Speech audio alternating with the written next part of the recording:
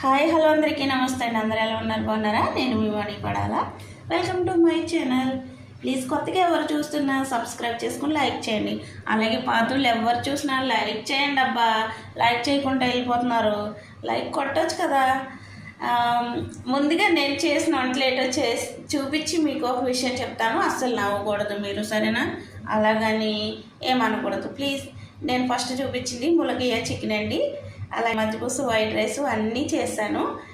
ఇంకొక విషయం చెప్పే ముందు నేను ఒక లాంగ్ వీడియో చేశానండి. ఆ వీడియో నచ్చితే కనుక చూసి లైక్ చేయండి ప్లీజ్. ఏమీ లేదండి, హైట్గా ఉన్న వాళ్ళకి హైట్ తక్కువ ఉన్న వాళ్ళకి ప్రాబ్లం చెప్తున్నాను. నేను హైట్ తక్కువ, మా ఇంట్లో స్టవ్ చూస్తే హైట్ ఎక్కువ.